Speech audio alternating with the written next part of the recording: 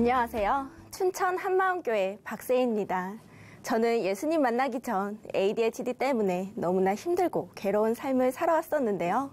부활하신 예수님을 만나 기쁘고 자유한 삶을 살게 된 제 이야기를 나누려고 합니다. ADHD는 우리말로 주의력 결핍, 과잉 행동장애인데요. 지속적으로 주의력이 부족하고 과다활동, 충동성을 보이는 상태를 말해요. 저는 예수님 만나기 전에 ADHD가 심한 사람이었습니다. 다른 사람들과 달리 제 행동은 저의 의지대로 전혀 조절되지 않았어요. 저의 ADHD로 인한 최대 피해자는 제 남동생인데요. 제 남동생은 자폐증이 있어서 모든 물건을 나열, 정렬하는 버릇이 있었어요. 심지어 종이조각까지도요.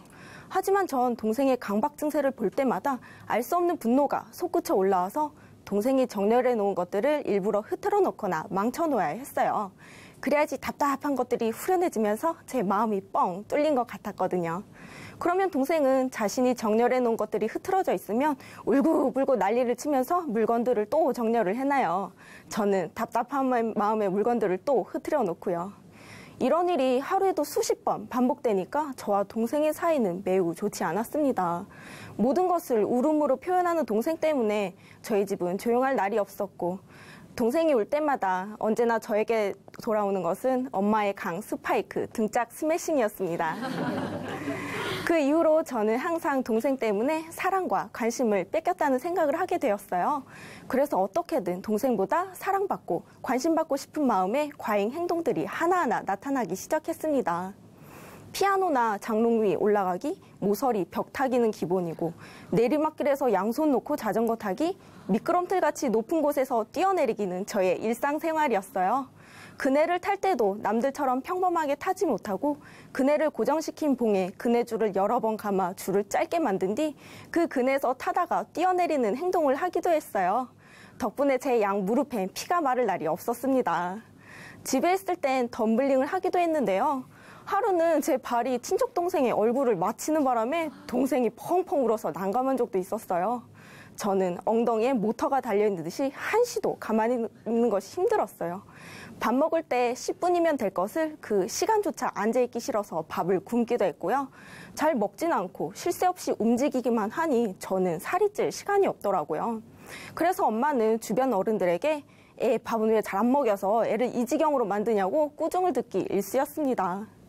성인이 되어서 과잉 행동은 없어졌지만 더 심각한 문제가 있었어요. 바로 집중력 부족인데요. 특별 전형으로 간호학과 입학하게 되어서 나름 공부를 열심히 했지만 2학년이 돼도 3학년이 돼도 언제나 제 평점은 3점 이하였고요. 수업 시간에 필기도 매번 놓쳐서 쉬는 시간이나 점심시간이면 놓친 필기를 베끼느라 정신이 없었어요. 어떤 날은 수업이 끝나고 바로 전 수업 내용이 도저히 기억나지 않아 너무 속상한 나머지 그 자리에서 펑펑 울었던 적도 있었습니다. 스마트폰이 없던 시절이라 고가의 녹음기까지 구입해서 교수님의 강의를 녹음까지 했는데요. 매일 8시간 가까운 수업 내용을 집에서 일일이 들으며 필기한다는 것은 정말 못할 짓이었습니다. 수업 시간에 집중하지 못하는 것 때문에 늘 고민하던 어느 날 저는 같은 반 친한 동생을 따라 신경정신과에 가게 되었어요. 그곳에서 의사 선생님과 긴 상담을 받은 결과 저에게 성인 ADHD와 우울증이 있다는 진단을 받게 되었습니다. 저는 신경정신과에서 진단을 받았다는 사실에 좌절했지만 의사 선생님은 약물 치료만 하면 금방 좋아지는 병이니 괜찮을 것이라고 하셨어요. 그래서 저는 그날 아침에 먹는 각성제와 자기 전에 먹는 항우울제 2가지를 처방받고 돌아왔습니다. 저는 처방받은 각성제가 마치 공부 잘하는 아이템을 얻은 듯한 기분이 들었고, 저는 이제 이 약만 있으면 다른 사람들과 똑같이 공부도 잘하고 국가고시도 잘 해낼 것 같았어요. 하지만 매일 복용하는 날이 늘어날수록 처음에 느끼지 못했던 약물 부작용들이 나타났는데요. 각성제를 먹은 후 3시간 동안은 필기를 할 수 없을 정도의 손떨림과 불안감, 그리고 혀가 갈라지는 듯이 심한 갈증이 있었고요. 3시간 이후에는 축축 처지는 듯한 심한 우울감도 나타났어요. 계속해서 복용을 하니 음식을 삼키기조차 힘든 식욕부진이 나타났고, 저는 3주 만에 15kg나 빠지는 심각한 체중 감소와 탈모 증상이 보였어요. 때문에 저는 걸어다니기 힘들 정도로 뼈와 가주막 남은 앙상한 몰골이 되었습니다. 그리고 저는 심한 갈증을 해소하기 위해 시도 때도 없이 물을 마셔야 했고, 물을 많이 마신 만큼 화장실도 시도 때도 없이 갈 수밖에 없었어요. 수업 시간 내내 물 마시기와 화장실 가기를 반복했고 나중에는 오히려 각성제 때문에 수업 시간에 앉아있지 못하는 상황이 되었습니다. 간혹 무서운 교수님 앞에서 발표를 하게 된 날이면 더 긴장을 해서 계속 물을 먹느라 발표를 제대로 못한 적도 있었고 각성제뿐만 아니라 항우울제는 아침마다 일어나는 것을 늘 힘들게 했어요. 계속해서 나타나는 부작용 때문에 각성제와 항우울제 두 가지를 다 끊어봤는데요. 항우울제는 끊어도 크게 달라질 것이 없었지만 각성제를 끊으니까 집중 못하는 현상이 금방 나타나더라고요. 때문에 저는 각성제 없이 공부할 자신이 없었고 이것마저 없으면 다른 사람들의 발 뒤꿈치조차 못 쫓아갈까 봐 겁이 났어요. 이제는 약물 부작용 때문에 약을 계속 먹을 수도 끊을 수도 없는 현실이 너무 비참했습니다. 그런 저에게 결국 자살에 대해 생각해보는 계기가 생겼는데요. 어느 날 다른 반 언니가 자취방에서 자살을 했다는 거예요. 다른 사람들은 불쌍하다고 안 됐다고 말했지만 저는 그 언니가 자살한 것이 불쌍한 삶인지 잘 모르겠더라고요. 오히려 힘든 실수 과정을 안 해도 되니까 그 언니가 부럽기만 했어요. 그리고 저는 이런 생각이 들었어요. 모든 사람은 죽는다. 태어나자마자 죽을 수도 있고 늙어서 죽을 수도 있고 가장 아름다울 때 죽을 수도 있다. 험한 고생만 하다 가는 것이 이 세상살인데 왔다가 짧게 살고 가는 것이 이득이 아닐까? 이 생각은 곧 저의 삶을 흔들어 놓기 시작했어요. 그렇다면 나이가 들어서 죽음을 기다려봤자 고생만 하다 가는 것이고 게다가 나는 죽을 때까지 ADHD를 안고 살아가야 하는데 뭐하러 죽을 때까지 기다려야 하지?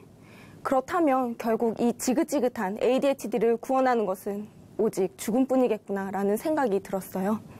그래서 저는 국가고시에 떨어지면 바로 죽어버려야겠다는 생각을 했고 앞으로의 국가고시는 어떻게 볼 것인가에 대한 고민보다는 국가고시에 떨어지면 어떻게 죽을 것인가에 대한 고민들로 가득 찬 날을 보냈습니다. 그렇게 하루하루 절망 속에서 살던 어느 날 제가 시내 갈 일 있어서 버스를 탔는데요. 제 뒤에 잔돈이 없어서 돈을 못 내시고 계신 아주머니를 대신해 버스비를 내드렸어요. 그랬더니 이 아주머니가 너무 고마워하시면서 줄 것이 없으니 대신 기도를 해주겠다는 거예요. 저는 그런 아주머니가 너무 부담스러워서 정중하게 거절을 했는데 그 아주머니는 제 의견에 상관없이 제 손을 꽉 하고 잡으시더니 하나님, 위기에서 벗어날 수 있게 귀한 사람을 보내주셔서 감사드립니다. 하나님께서 이 아가씨 앞길을 열어주시고 하는 일 모두 잘 되게 해주세요 라고 기도를 해주시는 거예요. 저는 그 아주머니 덕에 사람이 꽤 많은 버스 안에서 한 몸으로 시선을 받았고 버스기사 아저씨마저도 저를 백미러로 보고 계시더라고요. 버스가 시내에 도착하자마자 저는 너무 부끄러운 나머지 버스에서 내렸는데요. 그런데 이상하게도 그 아주머니가 제 손을 잡아주셨던 것과 저를 위해 기도해 주신 것들이 머릿속에 깊이 박혀 오랫동안 잊혀지지 않았습니다. 저는 그날 이후로 자꾸 하나님이 떠올랐어요. 어릴 적 동생의 고침을 받기 위해 교회를 다녔었지만 동생이 나아지기는커녕 부모님이 이혼까지 하시게 되자 그토록 찬양했던 하나님의 존재에 대해 흔들리기 시작했어요. 우리 부모님이 헤어지지 않게 달라고, 우리 가족이 뿔뿔이 흩어지지 않게 달라고 간절히 기도를 했건만 하나님은 저의 기도를 전혀 들어주시지 않았어요. 그 이후로 저는 예수님이 살아계신지 보이지 않는 하나님을 어떻게 믿을 수 있는지 그 증거를 찾지 못해서 교회를 떠났었는데요. 그런데 제가 만났던 그 아주머니를 생각해보니 하나님은 내가 없다고 생각해서 없어질 수 있는 존재가 아니었습니다. 저는 그렇게 다시 하나님을 알고 싶다는 생각을 하게 되었어요. 그러다 얼마 후 춘천 한마음교회 다니는 친한 친구를 만나게 되었는데요. 그 친구는 어릴 적 교회 가자고 해도 교회 근처도 가지 않던 친구였어요. 그랬던 친구가 갑자기 신앙이 생긴 것이 조금 이상하더라고요. 그래서 저는 그 친구에게 보이지 않는 하나님을 어떻게 믿을 수 있어? 라고 물어봤는데요. 그 친구는 예수님의 부활을 통해 하나님을 믿을 수 있다고 하는 거예요. 부활? 그건 나도 아는 얘긴데 뭔가 새로운 걸 얘기할 줄 알았는데 부활이란 소리에 김이 빠져버렸습니다. 그런데 그 친구가 또다시 하는 말이 실제로 2000년 전에 예수님의 부활 사건이 있었고 예수님의 부활을 전하다가 많은 사람들이 죽었다고 하는 거예요. 그리스도인을 핍박했던 사도 바울까지도요. 저는 도저히 믿기지 않는 부활 소식에 집에 가자마자 친구가 준 부활 책자를 읽게 되었습니다. 그런데 하나님은 성경을 통해 수천 년 동안 우리에게 이 땅에 오실 것을 약속하셨더라고요. 그리고 하나님이 오셨다는 것을 단번에 알 수 있는 약속을 하셨더라고요. 하나님만이 지킬 수 있는 약속, 바로 예수님의 부활이었습니다. 그리고 예수님은 그 약속대로 이 땅에 오셔서 십자가에서 죽으시고 3일 만에 부활하셨더라고요. 이 세상 그 누구도 흉내낼 수 없는 부활을, 죽음을 이기는 부활을 예수님께서는 실제로 부활하셨더라고요. 저는 예수님이 살아계신지, 보이지 않는 하나님을 어떻게 믿을 수 있는지 그 증거를 찾지 못해서 예수님을 버렸었는데, 하나님께서는 이미 2000년 전에 모든 사람이 믿을 수 있는 증거를 주셨더라고요. 그토록, 어릴 적 그토록 듣던 예수님의 부활이 성경책에만 존재하는 것이 아니라 역사에도 존재한다는 것이 알아지는 순간, 전능자가 이 땅에 오셨다는 것이 알아지는 순간, 저는 몸둘 바를 몰라 그대로 엎드려졌어요. 그리고 부활하신 예수님 앞에 저의 모습이 그대로 비춰지는데, 주여, 나는 죄인입니다. 이 죄인은 죽어 마땅합니다. 저는 송구함에 이 말밖에는 할 수 없었습니다. 그제서야 제가 하나님께 얼마나 큰 죄를 짓고 있었는지 깨달아졌어요.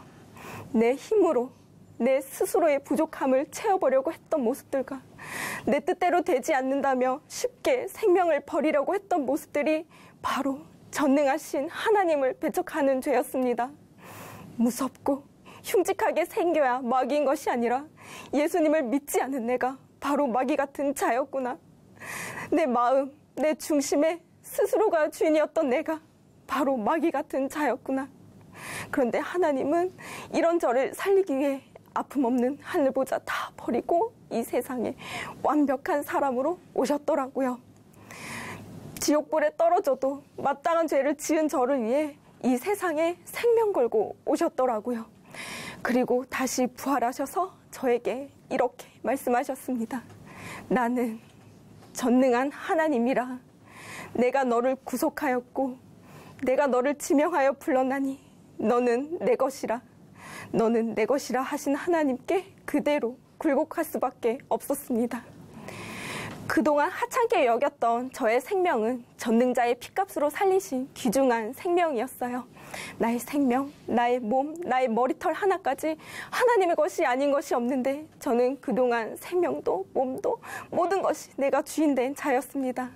저는 그동안 예수님을 믿지 않는 죄를 회개하고 이분을 주인으로 모셨습니다. 저는 예수님을 주인으로 모신 뒤로 제 서랍에 있던 각성제를 모조리 갖다 버렸어요.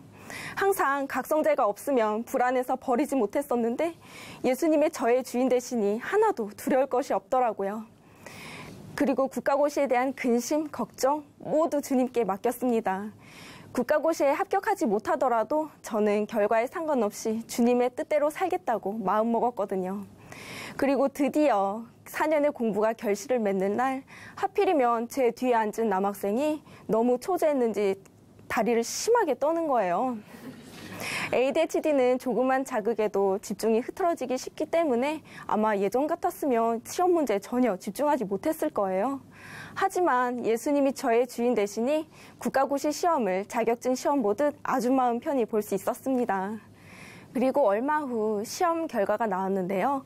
모의고사에서도 단 한 번도 통과하지 못했던 제가 30점이나 널널한 점수로 시험에 합격을 하게 된 거예요.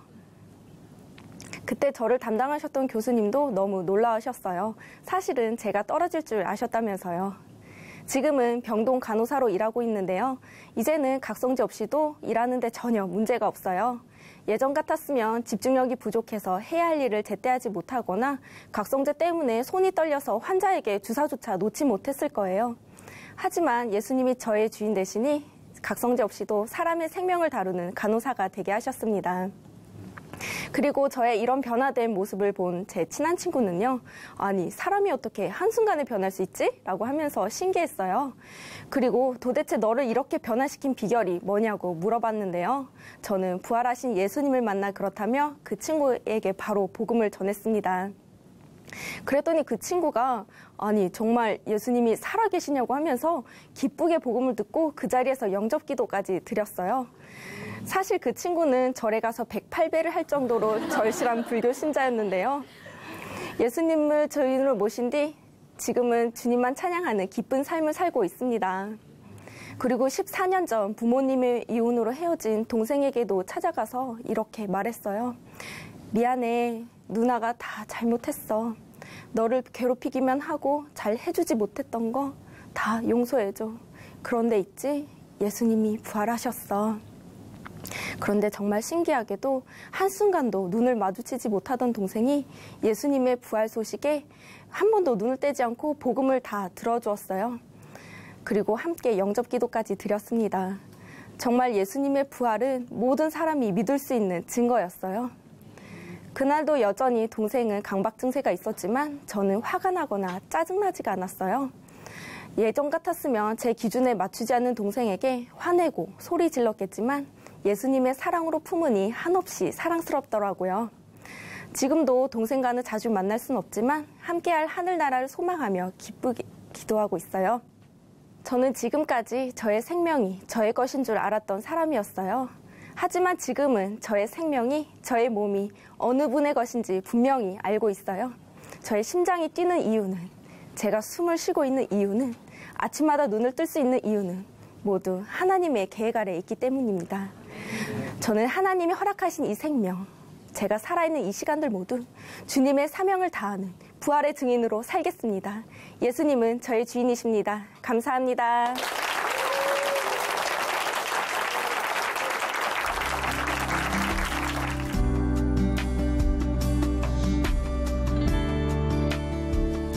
안녕하세요. 춘천 한마음교회 임종숙입니다. 저는 오랜 세월 동안 내 영광과 내 만족을 위해 힘겨운 신앙생활을 했던 사람입니다.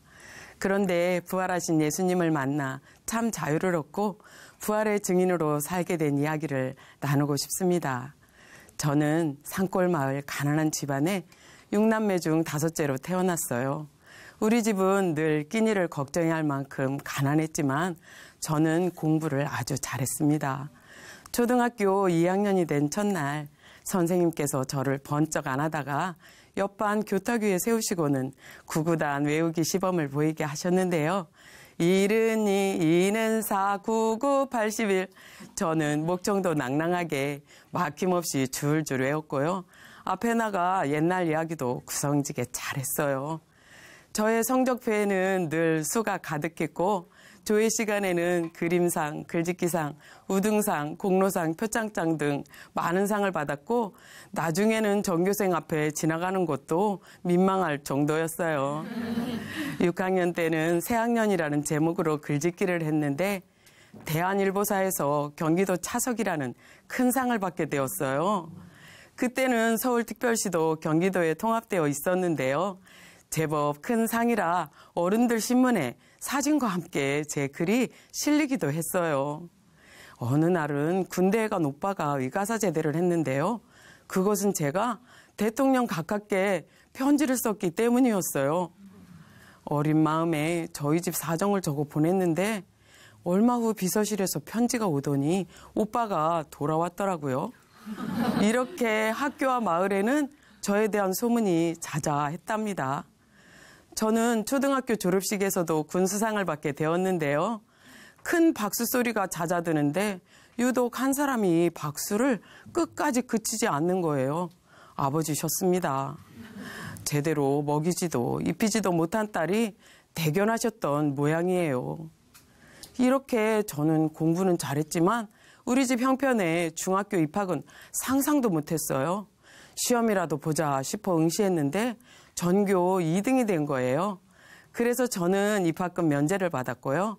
어느 분께서 신문에서 저를 보셨다며 교복과 신발, 가방 등을 선물로 보내주셔서 멋진 중학생이 될 수 있었습니다.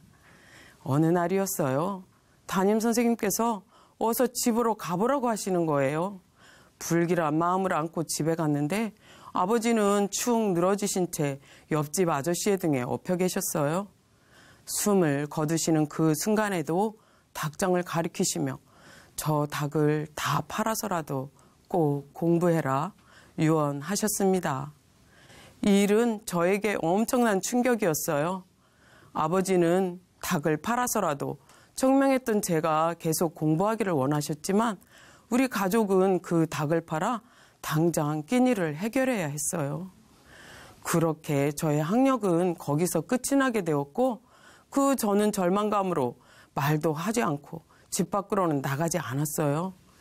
집안에만 틀어박혀 있던 저는 세상과의 유일한 소통으로 펜팔을 시작했는데요. 얼마나 많은 편지를 주고받았는지 어머니께서는 그 편지를 뗄감으로 3일 동안 밥을 해 드실 정도였다고 합니다. 저는 세상에 나가는 것도 무서웠고 부모 잘못 만나 이 모양 이 꼴이 된 것 같아 원망스럽기만 했어요. 20대가 되어 조금씩 외출도 하며 세상을 향해 발을 내디딜 즈음 하루는 우물가에서 빨래를 하고 있었는데 한 청년이 저 하나님이 태초에 하며 말을 걸어오는 거예요. 깜짝 놀란 저는 일을 멈추고 집 안으로 숨어 들어갔어요.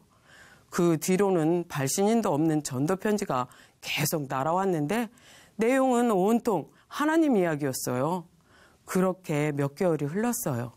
수요일 밤 교회 종소리가 들렸고 저는 무엇에 홀리기라도 한 듯 종소리를 따라 교회로 갔고 이어진 부흥회에서 많은 은혜를 받았습니다. 예수님만 믿고 살면 될 것 같았고 하나님을 만나게 해준 청년에게 은혜를 갚는 것이 결혼해 주는 것이라고 생각했어요. 그렇게 그 청년과 우여곡절 끝에 결혼을 하게 되었습니다. 남편은 모태 신앙으로 군대에서 인격적으로 하나님을 만난 후 언제 어디서나 전도하며 살고 있었는데요. 우리 마을 건설 현장에 파견왔다가 저를 전도 대상으로 삼았던 거예요. 천국일 것 같던 결혼 생활도 가난에 찌들려 힘겹긴 마찬가지였어요. 그래도 주일날 온 가족이 교회 가는 것은 정말 행복했어요. 교회에서는 저의 학력을 묻지도 않았고 주일학교 교사도 시켜주고 찬양대원도 시켜주었어요. 집안에만 갇혀 지냈던 저는 비로소 물 만난 물고기처럼 신나게 신앙생활을 했습니다. 제가 맡은 주일학교는 항상 2배로 성장시켰고 제가 진행하는 행사가 있을 때면 성공적으로 치루어서 늘 박수를 받았어요. 어느덧 저의 이름 앞에는 온갖 좋은 수식어가 다 붙었고 모범적인 믿음의 가정으로 뽑히기까지 했습니다. 그런데 저는 집에만 돌아오면 마음이 공허했고 여전히 가난한 살림을 보면서 우울했어요. 교회에서는 명랑하고 따뜻한 사람이었지만 가족들에게는 우울하고 차가운 사람으로 두 얼굴을 가지고 살았어요. 이런 제 자신을 보면서 새벽마다 회개하고 고쳐보려 했지만 여전히 두 얼굴은 제 것처럼 붙어 다녔습니다. 그러던 어느 날 남편은 목회를 하겠다며 신학교에 가게 되었고 저는 생활비와 아이들 학비를 버느라 힘들었지만 마음만은 기뻤어요. 그렇게 병아리 목회를 시작했고 목회의 단맛도 쓴맛도 조금씩 알아가던 어느 날이었어요. 남편은 갑자기 자신도 변화되지 못하는데 더 이상 거짓으로 말씀 전하지 못하겠다며 목회를 접어버리는 거예요. 저는 그동안의 고생이 너무 억울해서 남편과 자주 언쟁을 했고요. 남들한테도 창피해서 다른 교회의 부사역자라며 거짓말을 했습니다. 하루는 남편이 식탁 위에 인쇄물을 놓고 가더라고요. 다음 날 또 그 다음 날도 인쇄물이 쌓이니까 궁금해지는 거예요. 그래서 그중 하나를 읽어보는데 오직 주만이 간증이었어요.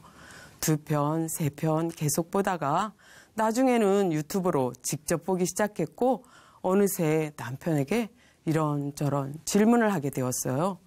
남편은 이제 방황을 끝내도 될 교회를 찾은 것 같다고 했습니다. 그렇게 우리는 10여 년 만에 처음으로 부부가 함께 춘천 한마음교회에 갔습니다. 첫 예배는 낯설었지만 뜨거웠고 많은 청년들과 함께 부르는 찬양은 진동했으며 기도 소리는 하늘에 닿는 듯 했어요. 점심 식사 후 소그룹에 앉았는데 한 형제님께서 성경이 하나님 말씀인 것을 어떻게 믿습니까? 하는데 저는 당황스러워 얼굴은 붉어지고 대답은 생각나지 않고 속으로만 나는 안 믿기가 더 힘들어요. 내가 체험으로 얼마나 많이 했는데 이 믿음도 하나님이 주신 거라고요. 하며 화를 내고 있었습니다.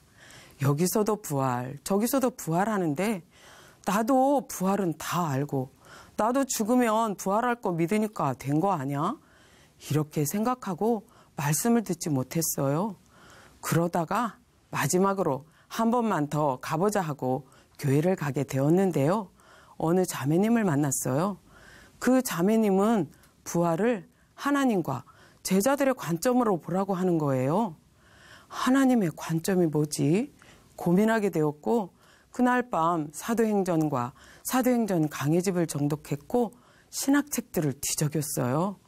그리고 저는 밤새 춘천 한마음교회 담임 목사님 칼럼집을 읽어내려 갔습니다. 저는 제 신앙이 십자가까지는 잘 갔으니까 1층에 2층을 올리듯 부활 측면만 잘 증축하면 된다는 생각이 들었어요.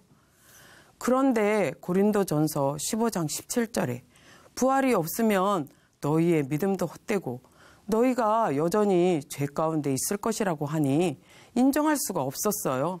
그래서 남편한테 물었어요. 당신은 지금까지 나의 신앙생활이 헛것이라고 생각해요?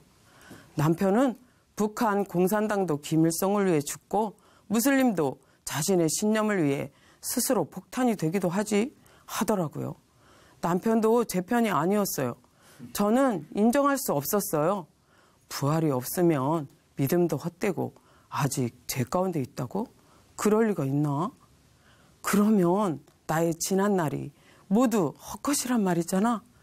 제 마음은 요동쳤고 저는 하나님께로 나아갔습니다. 하나님, 저 모르세요? 저요. 저 교통사고로 아들 잃었어도 하나님 원망하지 않았고 가난했지만 보상금 전체를 다 하나님께 드렸잖아요. 주일학교 교사 30년, 찬양대원 30년, 구역장 30년 얼마나 열심히 했는데요.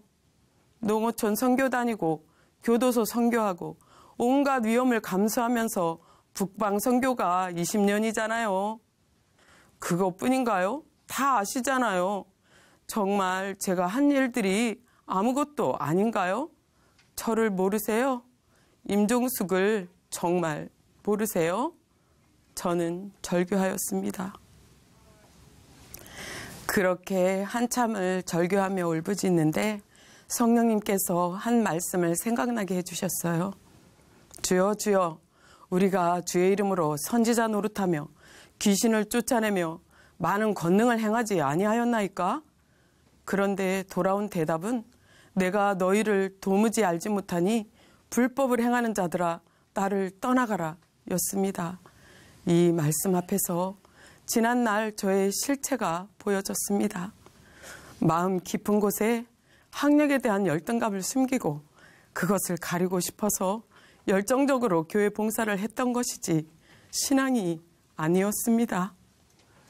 내 존재의 이유가 예수님이라고 했지만 사람들의 평판과 인정이 내 존재의 이유였으며 하나님의 영광을 위해서 했다는 모든 일들이 내 영광, 내 자랑, 내 만족을 채우기 위한 것이었습니다.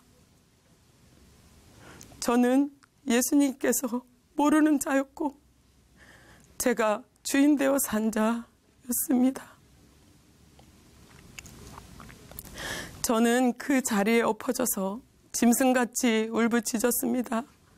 하나님, 용서해 주세요. 부활로 믿을 만한 증거를 주셨는데도 내 힘으로, 내 열심으로 하나님께 다가가려고 몸부림쳤어요. 잘하고 있는 줄 알았어요. 구원은 예전에 받아놓았고 나 정도면 중간은 될 거야 하면서 교만하게 살았어요. 제가 바로 바리새인이었고 마귀의 자녀였고 독사의 새끼, 회칠한 무덤이었습니다. 잘못했습니다. 용서해 주세요.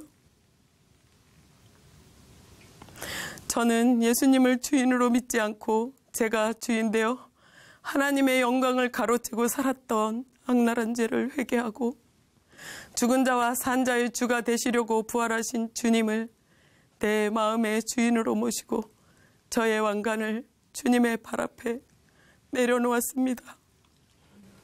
증거로 믿지 않았던 40년 저의 신앙생활이 신념이었고 느낌과 감정이었다는 것이 비로소 인정되면서 배설물처럼 버릴 수 있었습니다. 나를 포장하고 사느라 정말 버거웠는데 포장지를 벗고 보니 새 피조물이 된 저는 정말 자유했어요. 사실 저는 학력에 대한 열등감이 커서 남편과 자녀들 그리고 친한 친구에게도 학력을 말하지 않고 철저히 숨기고 살았는데요.